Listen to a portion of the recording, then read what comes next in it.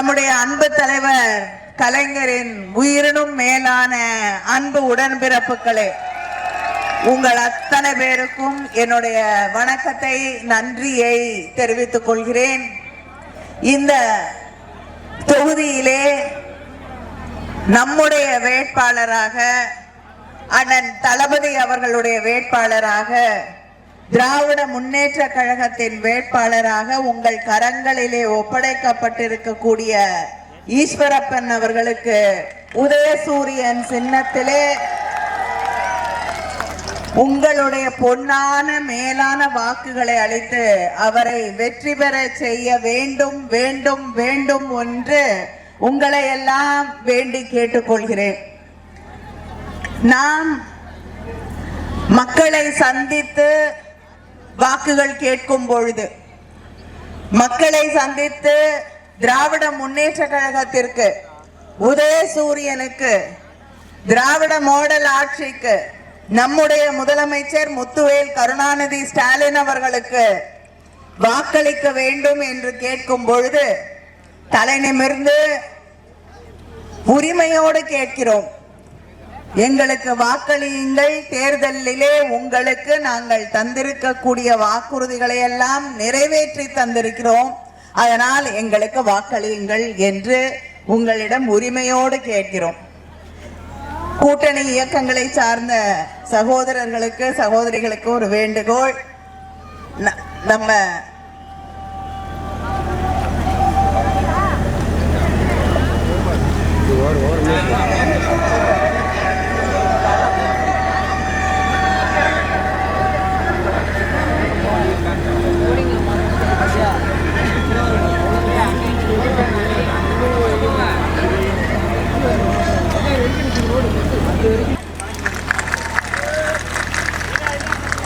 ஒருவரை ஒருவர் மதிக்கக்கூடிய தமிழ்நாடு, ஒரு மதத்தை இன்னொரு மதம் அரவணைக்கக்கூடிய நாடு தமிழ்நாடு. இதேதான் இந்தியா முழுவதும் இருக்க வேண்டும் என்று நாம் விரும்புகிறோம். ஆனா வட இந்தியாவிலே பிஜேபி ஆட்சியில் இருக்கக்கூடிய பல மாநிலங்கள்ல இப்படிப்பட்ட மத நல்லிணக்கம் என்பது இருப்பதே கிடையாது. யார் எந்த மதத்தை பின்பற்ற வேண்டும், யார் எந்த உணவை உண்ண வேண்டும், யார் எப்படி வாழ வேண்டும், யார் எந்த உடைய உடுத்தணும் அப்படின்னு சொல்லி மக்கள் மீது தன்னுடைய நம்பிக்கையை, தன்னுடைய நம்பிக்கை கூட இல்லை, தன்னுடைய அரசியலை திணித்து கொண்டிருக்கக்கூடிய ஒரு சூழலைத்தான் நாம் பார்த்து கொண்டிருக்கிறோம். இப்படி அரசியலுக்காக மத கலவரங்களை உருவாக்கக்கூடியவர்கள் தான் நமக்கு எதிராக ஒரு கூட்டணியை உருவாக்கி இருக்கிறார்கள். அந்த கூட்டணி அரசியலுக்காக எதையும் செய்ய துணியக்கூடிய கூட்டணி. மக்களுக்கு இடையே கலவரங்களை உருவாக்கி அதுல அரசியல் லாபம் காண வேண்டும் என்று நினைக்கக்கூடிய பிஜேபி, ஒன்றிய அரசாங்கத்தில் இருக்கக்கூடிய பிஜேபி இன்று தமிழ்நாட்டிலே அதிமுகவோடு, எடப்பாடி பழனிசாமியோடு கூட்டணி அமைத்திருக்கிறது. ஒன்றை நீங்கள் நினைவிலே வைத்துக் கொள்ள வேண்டும்.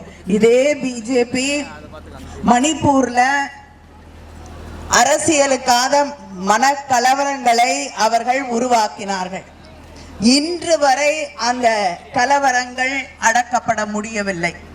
அங்கே பிள்ளைகளுடைய படிப்பு பாதியிலேயே நின்றிருக்கிறது. அங்க யாருமே ஒரு நாள் கூட நிம்மதியாக இருக்க முடியாத ஒரு நிலையிலே மக்கள் வாழ்ந்து கொண்டிருக்கிறார்கள்.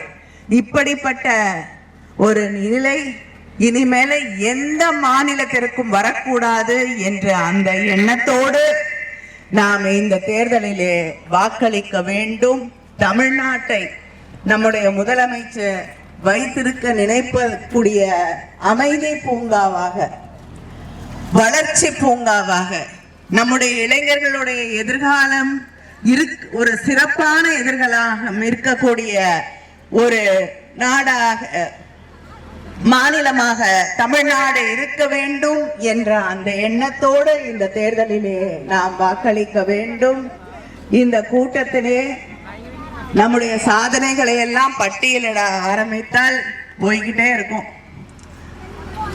நம்ம சகோதரிகளுக்கு தந்திருக்கக்கூடிய மகளிர் உரிமை தொகை இன்னைக்கு தமிழ்நாட்டில் 1,31,00,000 சகோதரிகள் அந்த உரிமை தொகையை வாங்கி கொண்டிருக்கிறார்கள். அதே போல நான் முதல்வன் திட்டம், அதே போல் கல்லூரியில போய் படிக்கக்கூடிய பிள்ளைகளுக்கு வழங்கக்கூடிய 1000 ரூபாய், தமிழ் புதல்வன் புதுமை பெண் என்ற அந்த திட்டம், காலை உணவு திட்டம், இப்படி ஒவ்வொரு நாளும் மக்களுக்காக சிந்தித்து சிந்தித்து பல்வேறு திட்டங்களை நிறைவேற்றி இருக்கக்கூடிய ஆட்சி நம்முடைய ஆட்சி. வீடு தேடி ரேஷன் பொருட்களை வயது முதிர்ந்தவர்களுக்கும் மாற்றுத்திறனாளிகளுக்கும் கொண்டு வந்து கொடுக்கக்கூடிய ஆட்சி திராவிட முன்னேற்ற கழக ஆட்சி. வீடு தேடி மருத்துவ வசதிகள், இங்க வெளிநாடுகள்ல கூட இல்லாத வசதி. வெளிநாட்டுல கூட மாச கணக்குல காத்திருக்கணும். ஒரு அப்பாயின்மெண்ட் வேணும்னா டாக்டரை பார்க்கணும்னா மாச கணக்குல காத்திருக்கணும். இங்க தமிழ்நாட்டுல டாக்டர் நர்ஸ் எல்லாம் உங்க வீடு தேடி வந்து உங்க உடல்நிலை எப்படி இருக்கிறது என்று பரிசோதித்து வீட்டிலேயே மருந்து கொடுத்துட்டு போகக்கூடிய ஆட்சி திராவிட முன்னேற்ற கழக ஆட்சி. அதே போல வீடு தேடி இல்லம் தேடி கல்வி கொண்டு வந்து சேர்த்திருக்கக்கூடிய ஆட்சி திராவிட முன்னேற்ற கழக ஆட்சி. அதுபோல நம்மை காக்கும் 48, ஏதாவது ஒரு ஆக்சிடென்ட் நடந்துச்சுன்னா அந்த முதல் 1 மணி நேரத்திற்குள்ளே முதல் உதவி கிடைத்தால் அந்த உயிரை காப்பாற்றி விடலாம். அது தனியார் மருத்துவமனைக்கு போக முடியுமா, அங்க ஃபீஸ் கட்ட முடியுமா, பில்ல கட்ட முடியுமான்னு தயங்கி அந்த உயிரை இழந்து விடக்கூடாது என்று நானே எந்த மருத்துவமனையாக இருந்தாலும் அங்க ஆகக்கூடிய செலவுகளை நானே ஏற்றுக்கொள்கிறேன் என்று சொன்ன ஆட்சி நம்முடைய திராவிட மாடல் ஆட்சி, திராவிட முன்னேற்ற கழக ஆட்சி. இப்படி லட்சக்கணக்கான உயிர்களை காப்பாற்றி இருக்கக்கூடிய சாதனைகளை செய்திருக்கக்கூடிய ஆட்சி திராவிட மாடல் ஆட்சி, நம்முடைய முதலமைச்சர் அண்ணன் தளபதி அவர்களுடைய ஆட்சி. எடப்பாடி பழனிசாமி அவர்களுடைய சாதனைகள் ஏதாவது இருக்கா? இந்த கூட்டத்துல யாராவது சொல்ல முடியுமா? ஏதாவது ஒரு திட்டத்தை வைத்திருக்கிறாரா? அவருக்கு இருக்கக்கூடிய திட்டம் கட்சிய கைப்பிடிச்சுக்கணும், தன்னம்ம கிட்டேயே வச்சுக்கணும், கட்சியை கைப்பற்ற வேண்டும். அதனால முதல் திட்டம் OPS நீக்கிற திட்டம். நீக்கி இன்னைக்கு OPS தமிழ்நாட்டை காப்பாற்றணும்னா தளபதியால மட்டும்தான் முடியும் அப்படின்னு நம்ம கூட இன்று பயணம் செய்யக்கூடிய ஒரு நிலை. அடுத்து யார் காலில் விழுந்து ஆட்சிக்கு முதலமைச்சரா வந்தாரோ அதே அம்மையார் சசிகலா அவர்களை கட்சியை விட்டு நீக்கக்கூடிய திட்டம். இன்னைக்கு அவங்களுக்கும் கட்சியிலே இடம் இல்லை. அந்த திட்டத்தை தீட்டி செயல்படுத்தி இருக்கக்கூடியவர் தான் எடப்பாடி பழனிசாமி. அடுத்தது அதிமுகவை டெல்லியில கொண்டு போய் அடமானம் வைக்கக்கூடிய திட்டம், அதையும் செஞ்சுட்டார். இப்பொழுது அதிமுகவை அமித்ஷா அதிமுகவாக மாற்றக்கூடிய திட்டம், அதை செய்து கொண்டிருக்கிறார். செய்து முடிச்சவுடன் தேர்தலில் அவரை ஏதாவது மாநிலத்திற்கு எடப்பாடி பழனிசாமிய கொண்டு போய் கவர்னரா அனுப்புவாங்க. ஏன்னா பிஜேபியோட கூட்டணி வச்சா என்ன ஆகும்னு தெரியும். அங்க இருக்கக்கூடியவர்கள் காணாமல் போய் விடுவார்கள், கட்சி காணாம போயிடும். அதை பத்தி எல்லாம் எடப்பாடி பழனிசாமிக்கு கவலை இல்லை, அவருக்கு அவரை பற்றி மட்டும்தான் கவலை. அதனால எல்லாருக்குமே துரோகம் செய்யக்கூடிய, தமிழ்நாட்டுக்கு துரோகம் செய்யக்கூடிய ஒருவர் தான் எடப்பாடி பழனிசாமி. இந்த துரோகங்கள் அங்கே எதிரணியிலே இருக்கக்கூடிய பிஜேபி தமிழ்நாட்டுக்கு துரோகம் செய்யக்கூடிய கட்சி. தமிழ்நாட்டில் இருக்கக்கூடிய பிள்ளைகள் படிப்பதற்காக ஒதுக்க வேண்டிய நிதியை நீ ஹிந்தி படிச்சாதான் நான் கொடுப்பேன்னு சொல்லி பிடிச்சு வச்சுக்கிட்டு இருக்கக்கூடிய ஆட்சி ஒன்றியத்தில் இருக்கக்கூடிய பிஜேபி ஆட்சி. 3500 கோடிக்கு மேல தமிழ்நாட்டு பிள்ளைகளுக்கு வர வேண்டிய நிதியை நிறுத்தி வைத்திருக்கக்கூடிய ஆட்சி அங்கே இருக்கக்கூடிய ஆட்சி. தமிழ்நாட்டில் இருக்கக்கூடியவங்க வரி கொடுத்தா 100 ரூபாய் வரி கொடுத்தோம்னா 29 ரூபாய் தமிழ்நாட்டுக்கு திருப்பி கொடுக்குறாங்க. ஆனா உத்தரப்பிரதேசத்துல 100 ரூபாய் கொடுத்தா எவ்வளவு திருப்பி கொடுக்கறாங்க? 333 ரூபாய் உத்தரப்பிரதேசத்திற்கு 100 ரூபாய் கொடுத்தா திருப்பி கொடுக்கறாங்க. மத்திய பிரதேசத்துக்கு 100 ரூபாய் கொடுத்தா 279 ரூபாய் திருப்பி தரப்படுகிறது. பீகாருக்கு 100 ரூபாய் கொடுத்தா 922 ரூபாய் திருப்பி தரப்படுகிறது. ஆனால் தமிழ்நாட்டுக்கு 100 ரூபாய் கொடுத்தால் வெறும் 29 ரூபாய் மட்டுமே திருப்பி தரப்படுகிறது. இப்படிப்பட்ட துரோகத்தோடு கைகோர்த்து கொண்டு நிற்கக்கூடியவர் தான் எடப்பாடி பழனிசாமி அவர்கள். இந்த தமிழ்நாட்டுக்கு துரோகம் செய்யக்கூடிய கூட்டத்திற்கு வரக்கூடிய தேர்தலிலே தமிழ்நாட்டில் இருந்து ஒரு பிடி மண் கூட உங்களுக்கு கிடைக்காது என்று பாடம் புகட்ட வேண்டிய தேர்தல் இந்த தேர்தல் என்பதை நாம் புரிந்து கொள்ள வேண்டும். இந்த தேர்தலின் வெற்றி மாபெரும் வெற்றி, நம்முடைய வெற்றியாக மட்டுமில்லாமல் இந்த நாட்டின் வெற்றியாக, நாமும் இந்த ஒன்றியத்தில் இருக்கக்கூடிய பிஜேபியை மாற்றிவிட முடியும் என்று ஒவ்வொரு மாநிலத்தில் இருக்கக்கூடிய ஒவ்வொரு இந்தியனுக்கும் நம்பிக்கை தரக்கூடிய தேர்தலாக இந்த தேர்தல் வெற்றி அமைய வேண்டும் வேண்டும் வேண்டும் என்று உங்களையெல்லாம் நான் வேண்டி கேட்டுக்கொள்கிறேன். இந்த பகுதியிலே நம்முடைய பணிகள், திராவிட முன்னேற்ற கழக ஆட்சியின் பணிகள், நம்முடைய சட்டமன்ற உறுப்பினர் அவர்களுடைய பணிகள், தன்னுடைய சட்டமன்ற உறுப்பினர் நிதியிலிருந்து 50 உடற்பயிற்சி கூடங்களை அவர் உருவாக்கி தந்திருக்கிறார். ஆற்காடு நகரத்தில் நீண்ட கால கோரிக்கையாக இருந்த புறவழிச்சாலை அமைக்கும் பணியை 100 கோடி மதிப்பீட்டில் உருவாக்கி இப்பொழுது அந்த பணிகள்லாம் முடிந்து மக்களுடைய பயன்பாட்டிலே இருக்கிறது. ஆற்காடு பேருந்து நிலையம் 9 கோடி 60 லட்சம் மதிப்பீட்டில் புதிதாக அமைக்கப்பட்டுள்ளது. ஆற்காடு நகரத்தின் எரிவாயு தகன மேடை சட்டமன்ற உறுப்பினர் தொகுதி மேம்பாட்டு நிதியிலிருந்து கொடுக்கப்பட்டு இன்னைக்கு அதுவும் மக்களுடைய பயன்பாட்டிற்காக தரப்பட்டிருக்கிறது. ஆற்காடு நகரத்துல நீண்ட வருடங்களாக தீர்க்கப்படாத பெரிய கோரிக்கையாக இருந்த 3 முக்கிய கால்வாய்களை 19 கோடி மதிப்பீட்டில் சீரமைத்து இன்று அந்த பணிகள் வேகமாக நடைபெற்று வந்து கொண்டிருக்கிறது. ஆற்காடு அரசு பெண்கள் மேல்நிலை பள்ளியில 17 வகுப்பறைகள் கொண்ட புதிய கட்டடம் அமைக்கப்பட்டுள்ளது. அங்க ஸ்கூல் ஆஃப் எக்ஸலன்ஸ் தகைசால் பள்ளி கட்டிடம் திட்டத்தின் கீழ் 6 கோடி மதிப்பீட்டில் வகுப்பறைகள் புனரமைக்கப்பட்டிருக்கிறது.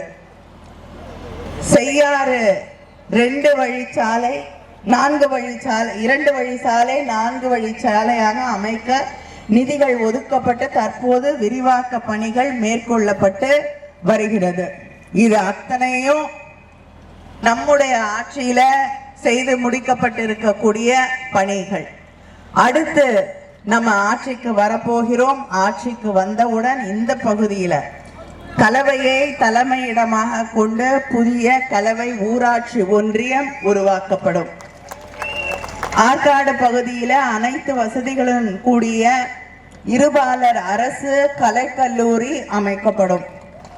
ஆற்காடு அண்ணா சிலை அருகேயும் விழாப்பாக்கம் பேரூராட்சி பகுதியிலும் மக்களின் பாதுகாப்பிற்காக புதிய புறங்காவல் நிலையங்கள் அமைக்கப்படும். விவசாயிகளின் நலனுக்காக வளையாத்தூர் பகுதியில வேளாண்மை சிறப்பு சேமிப்பு கிடங்கு அமைக்கப்படும். திமேரி பேரூரில் விவசாயிகளுக்காக புதிய அரசு ஒழுங்குமுறை விற்பனை கூடம் அமைக்கப்படும்.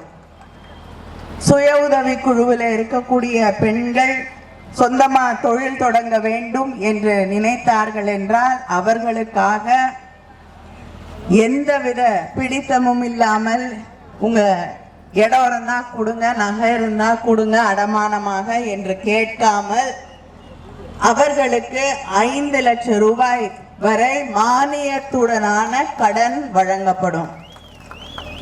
ஆட்சி வந்தவுடன் மகளிருக்கான 1000 ரூபாய் உரிமை தொகை 2000 உயர்த்தி வழங்கப்படும். விவசாயிகளுக்கு எந்தவித மின் மீட்டரும் பொருத்தாத 20 லட்சம் விவசாயிகளுக்கான புதிய மோட்டார்கள் வழங்கப்படும். 8000 ரூபாய் கூப்பன் வழங்கப்படும். அதுல உங்களுக்கு என்ன தேவையோ, நாங்க கொடுக்கறத வாங்கிக்கோங்கன்னு இல்ல, உங்களுக்கு என்ன தேவையோ.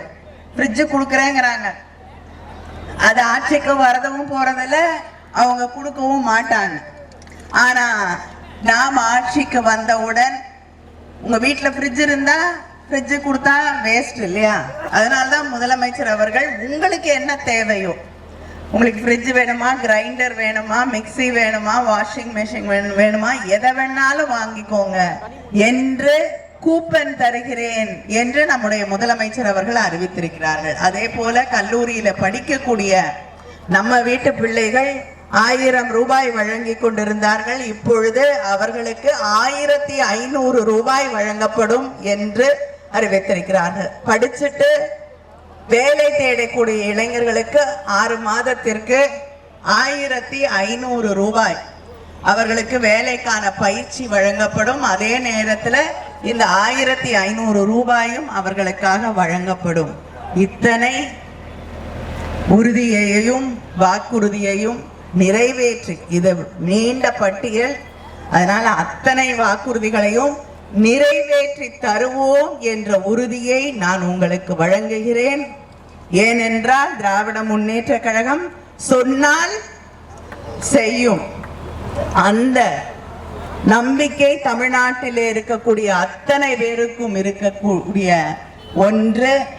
அந்த அடிப்படையிலே தலைவர் கலைஞரின் மகளாக உங்களிடம் உதயசூரியன் சின்னத்திலே வாக்களிக்க வேண்டும் என்று உங்களிடம் கேட்கிறேன். நம்முடைய முதலமைச்சர் முத்துவேல் கருணாநிதி ஸ்டாலின் அவர்களுடைய தங்கையாக உங்களிடம் உதயசூரியன் சின்னத்திலே வாக்களித்து நம்முடைய வேட்பாளரை வெற்றி பெற செய்ய வேண்டும் வேண்டும் வேண்டும்.